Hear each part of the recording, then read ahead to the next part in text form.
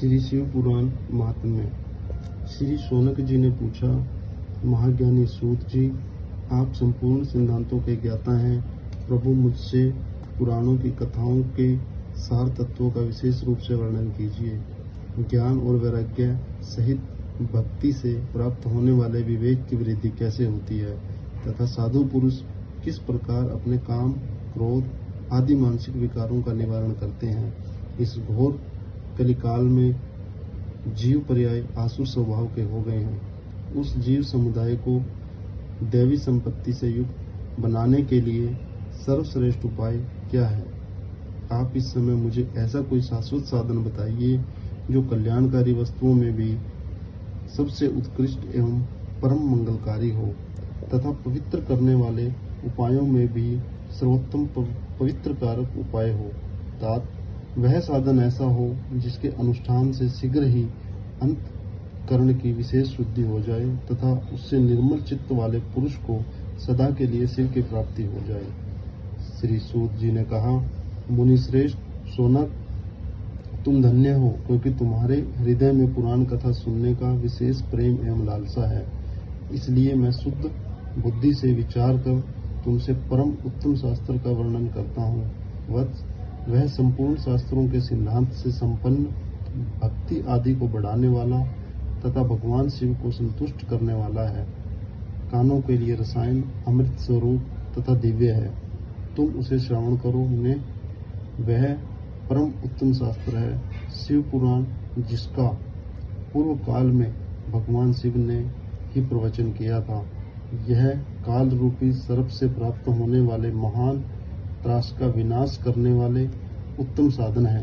गुरुदेव व्यास ने सनत कुमार मुनि का उपदेश पाकर बड़े आदर से संक्षेप में ही इस पुराण का प्रतिपादन किया है। इस पुराण के प्रणयन का उद्देश्य है कलि युग में उत्पन्न होने वाले मनुष्यों के परम हित का साधन। यह शिव पुराण परम उत्तम शास्त्र है।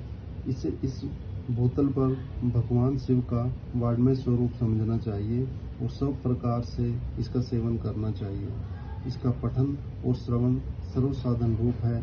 इससे शिव भक्ति पाकर श्रेष्ठतम स्थिति में पहुंचा हुआ मनुष्य शीघ्र ही शिव पद को प्राप्त कर लेता है। इसलिए संपूर्ण यत्न करके मनुष्यों ने इस पुराण को पढ़ने की इच्छा की है अथवा इसके अध्ययन को अभिष्ट साधन माना है। इसी तरह इसका प्रेम पूर्वक श्रवण भी संपूर्ण मनोवांछित फलों को देने वाला है। भगवान शिव के इस पुराण को सुनने से मनुष्य सब पापों से मुक्त हो जाता है तथा इस जीवन में बड़े बड़े उत्कृष्ट भोगों का उपभोग करके अंत में शिवलोक को प्राप्त कर लेता है। यह शिव पुराण नामक ग्रंथ 24,000 श्लोकों से युक्त है।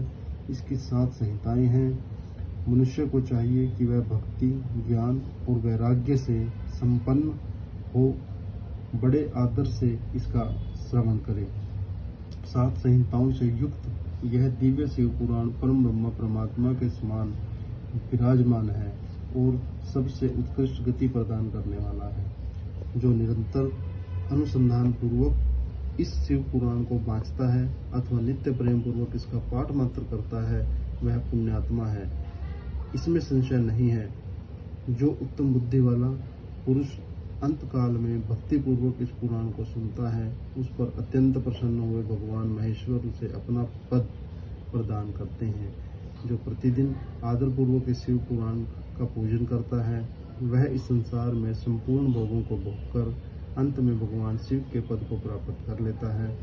जो प्रतिदिन आलस्य रहित हो रेशमी वस्त्र आदि के वेष्टन से शिव पुराण का सत्कार करता है, वह सदा सुखी होता है।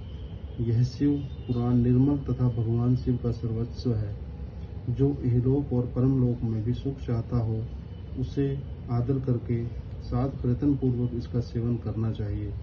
यह निर्मल एवं उत्तम शिव पुराण धर्म, अर्थ, काम और मोक्ष रूप चारों पुरुषार्थों को देने वाला है। अतः सदा प्रेम पूर्वक इसका श्रवण एवं विशेष पाठ करना चाहिए।